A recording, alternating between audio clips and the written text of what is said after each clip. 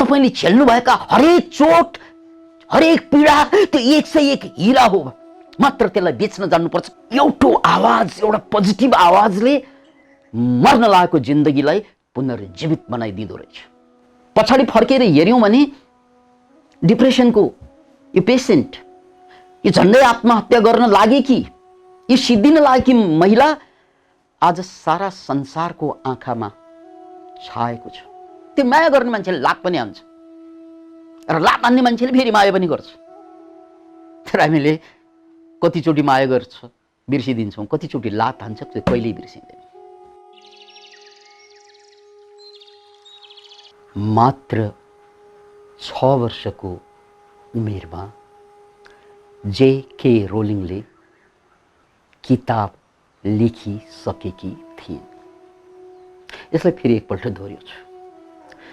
मात्र 6 वर्षको उमेरमा J.K. रोलिङले ऱ्याबिट नामक किताब लेखिसकेकी थिइन्। आमा चाहिँ गदगद भइन्। ओहो छोरी, यो त पब्लिस गर्नुपर्छ। ओहो छोरी, यसलाई त छाप्नुपर्छ। छाप बस्यो यो बच्चीको मनमा। ओहो, मैले त ठिकै लेखेको रहेछु, एक दिन त म महान लेखिका बन्नेछु। च्याप्टर सक्यो। पछाडिका दिनमा J.K. रोलिङले पढ्ने क्रममा, स्कुलमा जाने क्रममा आफ्नो प्यासन बिर्सिँदै जान्छन्। किनकि स्कुलको होमवर्क, किनकि जाँचमा पास गर्नै पर्ने अनिवार्यता, यही सामाजिक चक्करमा, यही जनजालमा या प्रपञ्चमा फस्दै उनले आफ्नो 6 वर्षको उमेरमा हिट गरिसकेको, थमाइसकेको प्यासन बिर्सिन्। 25 वर्षको उमेर पुग्दा नपुग्दै उनलाई सबभन्दा बढी माया गर्ने, उनलाई सबैभन्दा बढी उत्प्रेरित गरिरहने उनकी आमा लामो बिमारीपछि संसारबाट बिदा लिन्छन्। यो उनको जीवनको सबभन्दा ठुलो शक थियो र त्यही समय उनको जीवनमा सबभन्दा बढी पीडाको अनुभूति भयो। बुवासँग उनको कुरा कहिल्यै मिलेको थिएन। अतः आमाको देहावसानपछि उनी आफूलाई एक्लै, अनाथ, सबभन्दा कमजोर ठान्न बाध्य भइन्। स्पेन पुग्छिन्। जागिर खोज्ने क्रममा, इङ्ग्लिस पढाउने बहानामा एउटा केटा भेट्छिन्, प्रेम हुन्छ र विवाह पनि हुन्छ र बच्चा पनि जन्मिन्छ, जेसिका। तर यो विवाह उनले सोचेकी जस्तो थिएन। किनकि उनी एक्लै थिइन्, त्यसकारण उनलाई लागेको थियो जीवनमा एउटा जीवनसाथी भेटाएँ भने जीवन धन्य हुनेछ। तर यस्तो हुँदैन, भएन। याद राख्नुहोस् यो वाक्यलाई, यस्तो हुँदैन र उनको पनि भएन। 13 महिना फगत छोटो अवधिमा डिभोर्स गर्न बाध्य भइन्। अब अर्को झट्का, छोरी सानी, जागिर छुटिसकेको, श्रीमानले घरबाट निकालिसकेको, अनि त्यो गभर्नमेन्टबाट दिने बेरोजगारी भत्तामा टिकेर उनले जीवनमा 6 वर्षको उमेरमा हिट गरेको किताब लेखन फेरि जारी गरे। किन भन्नाले जब उनी सबैतिरबाट हारेको, ठगिएको, बर्बाद भएको महसुस गर्न थालिन्, त्यही बेला उनको अन्तर मनले आवाज दियो, तिमी लेखिका हौ र एक दिन ठुलो लेखिका बन्नेछौ। किनकि त्यो आवाज उनकी आमाको कारण 6 वर्षकै उमेरमा उनको अन्तर कुन्तरमा गुन्जिसकेको जो थियो। अतः यसैमा टेकेर बेरोजगारी भत्ता पाउँदै मुस्किलले बाँची एउटा छोरीलाई सम्हाली सम्हाली किताब लेख्न थालिन्। Can you imagine it? यो पीडा, यो दर्दको शिखरमा किताब तयार हुन्छ। अब तयार भइसकेपछि उनको आशा थियो यो किताबको पब्लिसपछि सायद जीवनले नयाँ मोड लिनेछ, तर त्यस्तो भएन। 12 पटक उनको किताब 12वटा प्रकाशकहरूले रिजेक्ट गरिसकेको थियो। एकपछि अर्को हार खाइरहेको थियो। यो पनि उनको जीवनको कमताको चोट थिएन। र योभन्दा अगाडिको सिनारियो मैले यहाँ भनिरहेको छुइनँ, अब म भन्नुपर्छ। जब उनी श्रीमानबाट प्रताडित भएर नाबालकलाई बोकेर बाँच्नु पर्यो, त्यो बेला उनी नराम्ररी टुटिसकेकी थिइन्। याद राख्नुहोस्, जसलाई हामी अचेलको भाषामा डिप्रेसन भन्छौँ, अनि त्यसको शिकार भइसकेकी थिइन्। यति मात्र होइन, त्यो डिप्रेसन पाक्दै गयो भने मान्छे एउटा लेभलबाट अर्को, अर्कोबाट अर्को, त्यो चरणबद्ध रूपमा पार हुँदै गयो भने, चौथो चरण पार भइदियो भने आत्महत्याको सोच बाहेक अरू केही पनि आउँदैन। यो चरण समेत उनले झेलिसकेकी थिइन्। यानी होपलेस, यानी आशा बिल्कुलै समाप्त भइसकेको अवस्थामा पुगिसकेकी थिइन्। र त्यही बेला उनले टेकेको, उनले समातेको कुरा उनको अन्तर्मनको आवाज, तिमी लेखिका बन्नेछौ भोलि गएर। याद राख्नुहोस्, एउटा आवाज, एउटा पोजिटिभ आवाजले मर्न लागेको जिन्दगीलाई पुनर्जीवित बनाइदिँदो रहेछ। सङ्घर्ष अगाडि थियो, किनकि उनले किताब लेखिसकेकी थिइन्। र किताब लेख्दै जाँदा त्यो 5औं स्तरमा पुगिसकेको, डिप्रेस्ड भइसकेको, आत्महत्या सोचिसकेको महिला किताब लेख्दै छिन् र त्यो किताब नलेखेको भए उनी मर्छिन्। किन? त्यो किताब लेख्दा उनले आफू भित्रका सारा पीडा दर्दलाई किताबमा उन्दै, कथामा उन्दै बाहिर ल्याए। उनले जीवनभर भोगेका र टुटेका सपना, यी सबै कुरालाई अरूलाई सुनाउँदा अरूले बुझ्दैनन्, तर उनले किताबको माध्यमबाट लेख्दै गरिन्। यो उनको लागि हिलिङ प्रोसेस थियो। याद राख्नुहोस्, यो हिलिङ प्रोसेस उनको भित्रबाट उपचार भइरहेको थियो लेखनको माध्यमबाट। यो कुरालाई म फेरि पनि जोड दिएर भन्न चाहन्छु कि लेखनको माध्यमबाट उनको डिप्रेसनको 5औं स्टेजमा पुगिसकेको डिप्रेसनको उपचार भइरहेको थियो। किन इमेजिन, नभन्दै 12औं पटकपछि जब उनको किताब प्रकाशित भयो ब्लुम्सबर्गबाट, त्यो किताब रातारात विश्वविख्यात बन्यो। र इतिहासमा, मान्छेको इतिहासमा किताबै मात्र लेखेर सबभन्दा बढी पैसो कमाउने महिलाको रूपमा फोर्ब्स म्यागजिनले उनलाई उभ्याए। यानी किताब मात्र लेखेर यति पैसा कुनै पनि लेखिकाले कमाएको थिएन योभन्दा अगाडि। किन इमेजिन इट?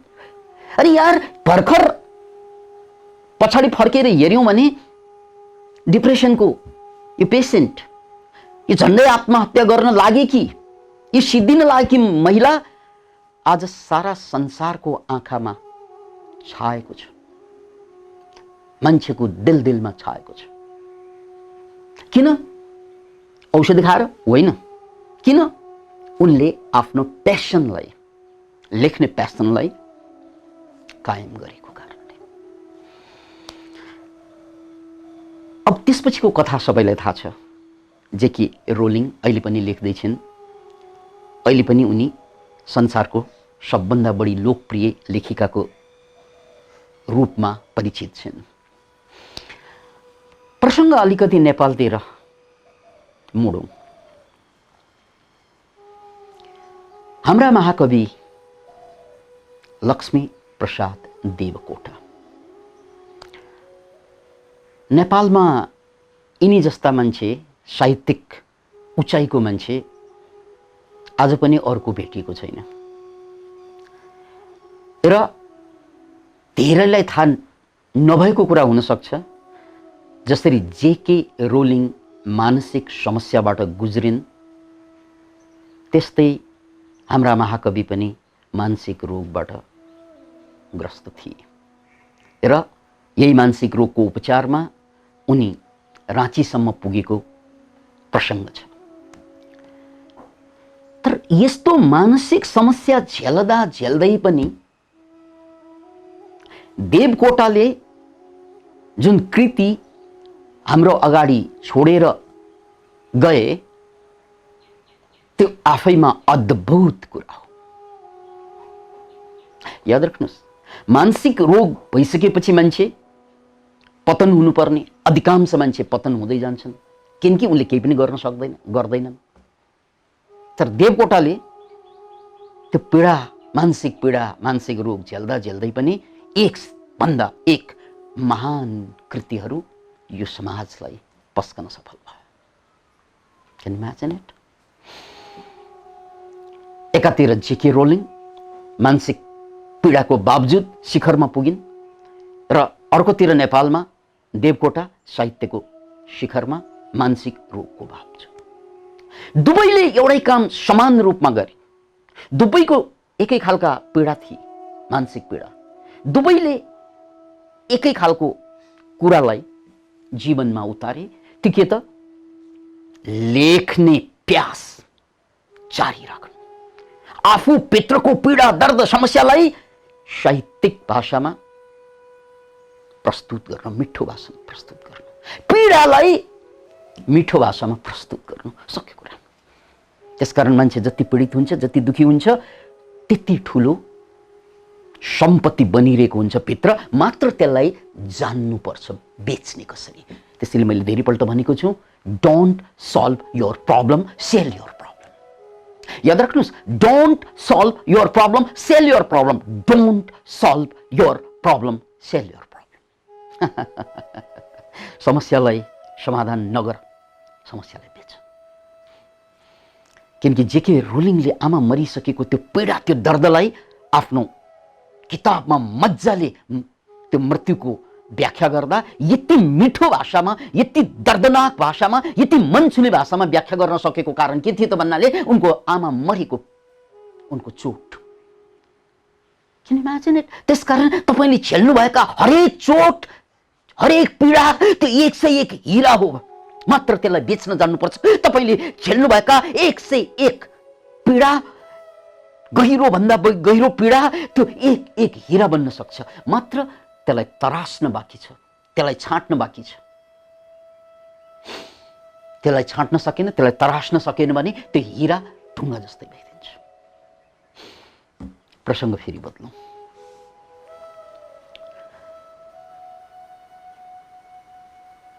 हावर्ड गार्डनरको प्रसङ्ग कोट्याउँदैछौँ। अहिलेसम्म 9वटा इन्टेलिजेन्सको कुरा अगाडि आएका छन्। त्यसमध्ये यहाँ भर्बल इन्टेलिजेन्सको कुरा गर्नुपर्छ मैले। किनकि मान्छे जन्मजातैले केही न केही इन्टेलिजेन्स लिएरै जन्मिन्छ। त्यही परिस्थिति, परिवेश, एजुकेसनको कारणले गर्दा आफ्नो इन्टेलिजेन्स बिर्सिन्छ। मान्छे जन्मजातै कुनै न कुनै इन्टेलिजेन्स लिएरै जन्मिन्छ। जसरी पंक्षी पखेटा लिएर जन्मिन्छ, आकाशमा उड्छ, माछा पौडी खेल्ने क्षमता लिएर जन्मिन्छ र पौडी खेलेर बस्छ, चितुवा कुद्ने क्षमता लिएर जन्मिन्छ, त्यस्तै मान्छे, हरेक मान्छे कुनै न कुनै क्षमता, कुनै न कुनै विशेषता लिएरै जन्मिन्छ। त्यसलाई हावर्ड गार्डनरले नेचुरल इन्टेलिजेन्स भने।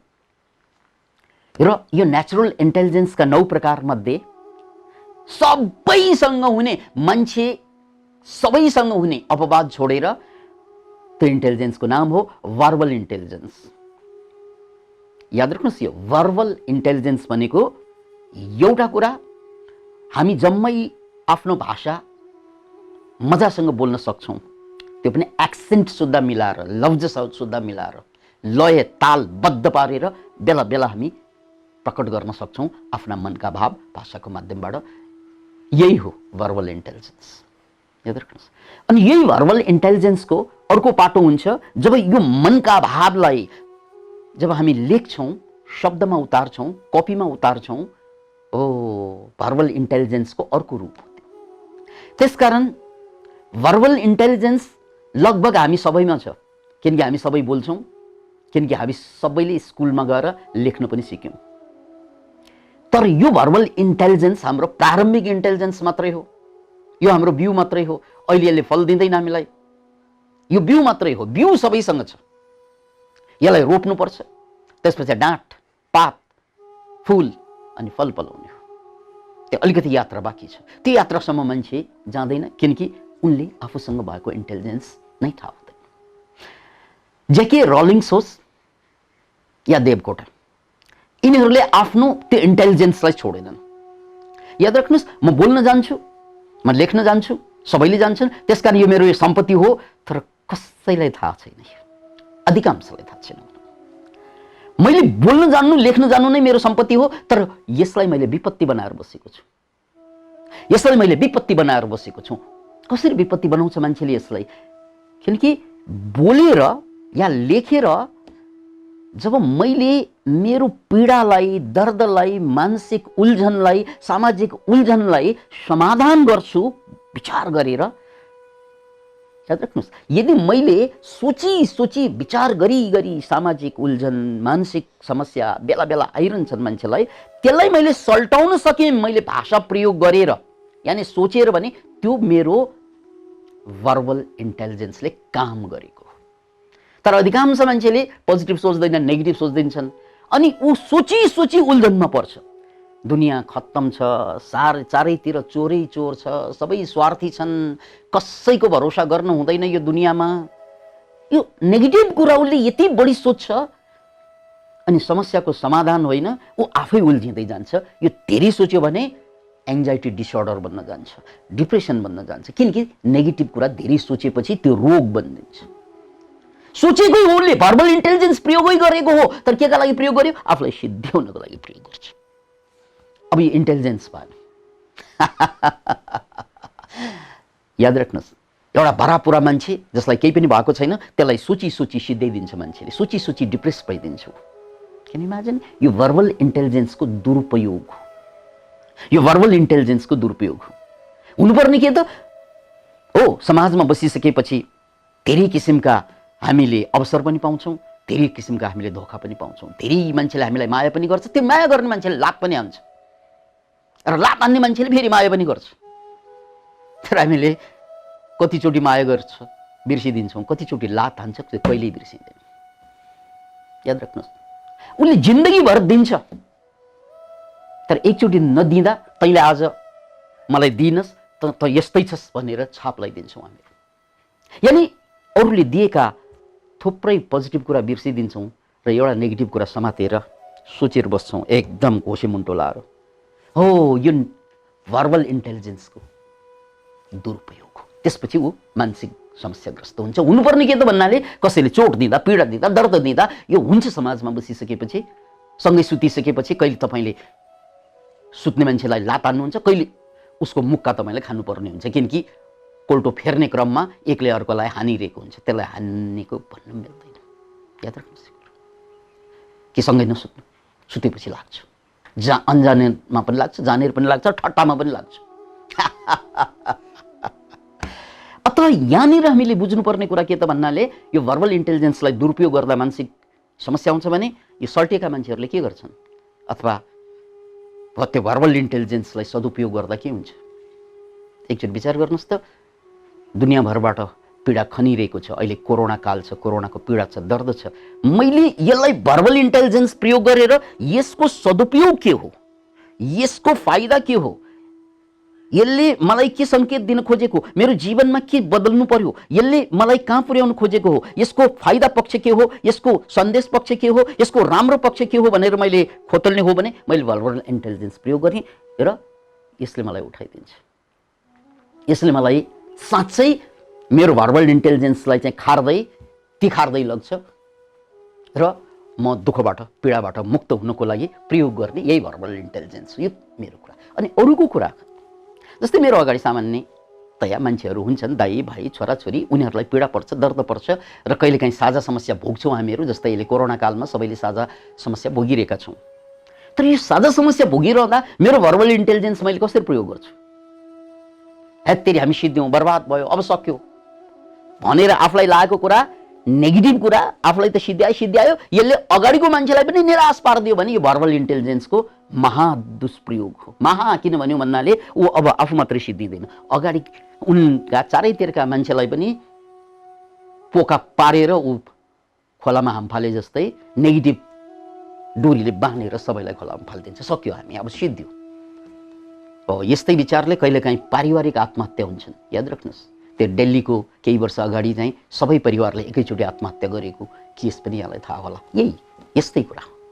किनकि अगाडि एकजना मान्छेलाई नेगेटिभ विचार आयो भने उनले आफ्ना सबभन्दा प्यारो मान्छेलाई सार्छ। यसले ऊ सल्टिएन भने अरूलाई पनि उल्झाइदिन्छ उसले।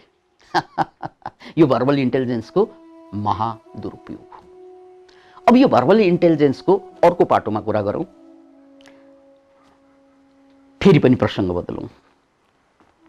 भर्बल इन्टेलिजेन्सको एउटा विशिष्ट पाटो छ लेखन। विशिष्ट। दुनियाँमा अहिलेसम्म जति पनि महापुरुषहरू भए, कुनै व्यापारमा टेकेर महान बन्न सफल भए, जस्तै बिल गेट्सहरू या वारेन बफेटहरू, can you imagine it, top लेभलमा जान सफल, या चाहिँ राजनीतिमा या चाहिँ साहित्यमा कोही पनि मान्छे जो महापुरुष भए उनीहरूले भर्बल इन्टेलिजेन्स प्रयोग नगरेको भए महापुरुष हुँदैन। लेखेर, यहाँ लेख्ने कुरा गर्दैछु मैले, कसरी लेखेर प्रयोग गर्छन् भने दुनियाँका सबै महापुरुषहरूको बाटाहरू फरक छन्। कोही मान्छे के कारणले महापुरुष बने, कोही मान्छे के कारणले बने, त्यो आफ्नो ठाउँमा छ, फरक हुन्छन्। तर सबैले एउटा चिज समान रूपमा गर्छन्, त्यो हो भर्बल इन्टेलिजेन्सको प्रयोग। त्यो भनेको आफूलाई लागेको कुरा यिनीहरूले चाहिँ डायरीमा लेख्छन्। आफ्ना विचारहरू, आफ्ना भावनाहरू, आफूले सिकेका कुराहरू डायरी कहिल्यै छोड्दैन। आइन्स्टाइनको कुरा गर्ने हो भने याद राख्नुहोस्, आइन्स्टाइन भन्नासाथ इतिहासमा, साइन्समा त्योभन्दा माथि नाम अहिले पनि आएको छैन। उनी के गर्थे, इभन आफ्नो गर्लफ्रेन्डहरूसँग हिँडिरहँदाखेरि पनि कपी बोकेर, कलम बोकेर हिँड्थे र बेला बेला जे कुरा आउँछ नयाँ नयाँ, त्यो गर्लफ्रेन्डसँग रहँदा पनि उनको कुरालाई बिचैमा काटेर अथवा बिचैमा छोडेर पनि उनी लेख्ने गर्थे र त्यसलाई डायरीमा सजाएर राख्थे। अनि मानव इतिहासको सबभन्दा अग्लो, सबभन्दा सफल व्यक्तित्व मानिने लियोनार्डो दा भिन्चीको कुरा गर्ने हो भने हजारौं पृष्ठको डायरी उनले छोडेर गए। किन भन्छन्? र नेपालमा हो, नेपालको कुरा गर्ने हो भने नेपालमा राजनीतिको शिखर पुरुषको रूपमा अहिलेसम्म पनि बीपी कोइराला पछि कोही पनि आएको छैन र बीपी कोइरालाको आत्मकथा जेल जर्नलको रूपमा पनि निस्केको छ, आत्मवृत्तान्तको नामबाट पनि निस्केको छ र यसमा उनले लेख्दै गरेको डायरीका कुराहरू छन्। याद राख्नुहोस्, शिखर पुरुषहरू कुनै पनि क्षेत्रको किन नहोस्, रिसर्चले पत्ता लगाएको कुरा के त भन्नाले जो मान्छेले आफूलाई लागेका कुराहरू, पीडाका कुरा, दर्दका कुरा, आइडियाका कुरा, जुनै पनि कुरा जो महत्त्वपूर्ण छ त्यसलाई लेखिहाल्छन्, उनीहरू कालान्तरमा महापुरुष बन्छन् या महापुरुष बनेकाहरूले लेखिहालेका छन्। यो भर्बल इन्टेलिजेन्सको सबभन्दा राम्रो प्रयोग हो। अब अन्तिम कुरा, अब हाम्रो कुरा गरौँ। के गरिरहेका छौँ हामी? भर्बल इन्टेलिजेन्सको दुष्प्रयोग गरेर आफूलाई बर्बाद र परिवारलाई, साथीभाइलाई बर्बाद पारिरहेका छौँ, त्रसित पारिरहेका छौँ, भयभीत पारिरहेका छौँ, अथवा समस्या जन्माइरहेका छौँ भर्बल इन्टेलिजेन्स प्रयोग गरेर, अथवा समस्यालाई सल्टाइरहेका छौँ आफ्नो परिवारको, साथीहरूको। यो प्रश्न तपाईँ के गर्दै हुनुहुन्छ? यो मेरो प्रश्न हो। अहिलेसम्म तपाईँ के गर्नुहुन्छ? यो भर्बल इन्टेलिजेन्स भनेको तपाईँ बोल्न आउँछ, लेख्न आउँछ, यो भर्बल इन्टेलिजेन्स तपाईँसँग छ भन्नु पर्यो होइन? अनि यो भर्बल इन्टेलिजेन्स तपाईँ के गर्नुहुन्छ? आफूलाई चाहिँ पीडित पार्नलाई प्रयोग गर्नुहुन्छ र परिवारलाई पीडित पार्नलाई प्रयोग गर्नुहुन्छ, अथवा आफूलाई खुसी पार्न, आफूलाई चाहिँ क्रिएटिभ बनाउनु प्रयोग गर्नुहुन्छ या परिवारलाई खुसी पार्न क्रिएटिभ बनाउनु प्रयोग गर्नुहुन्छ, यो मेरो प्रश्न हो। अनि दोस्रो कुरा के तपाईहरूले यो भर्बल इन्टेलिजेन्सलाई डायरी लेख्नु सुरु गर्नुभयो? I am not sure. किन भन्नाले रिसर्चले पत्ता लगाएको छ दुनियाँमा चाहिँ डायरी लेख्ने मान्छे बिरलै हुन्छन् र ती मान्छे नै पछि कालान्तरमा सफल महापुरुष बन्ने हो। अब पालो तपाईँको। त्यसकारण आजको मितिबाट यो बुझ्नुहोस्, तपाईँलाई डिप्रेसनको शिखरमा 5औं लेभलमा पुगेर त्यहाँबाट फर्काएर महापुरुष बनाउन सक्छ यदि तपाईँले लेख्नुभयो भने। लेख्नुहोस्, सारा कुरा लेख्नुहोस्। यानि महत्त्वपूर्ण कुरा, राम्रो नराम्रो जे जति घट्छ जीवनमा त्यसलाई मनमा गुम्साउने होइन, कपीमा उतार्नुहोस्। भोलि के थाहा तपाईँ पनि जेके रोलिङ जस्तो लेखक बन्ने हो कि, या देवकोटा जस्तो बन्ने हो कि, या बीपी कोइराला जस्तो बन्ने हो कि, के थाहा। मात्र देरी छ। यो भर्बल इन्टेलिजेन्सको सिस्टमेटिकली प्रयोग गर्नु डायरी लेखनबाट सुरु गरौँ। Thank you.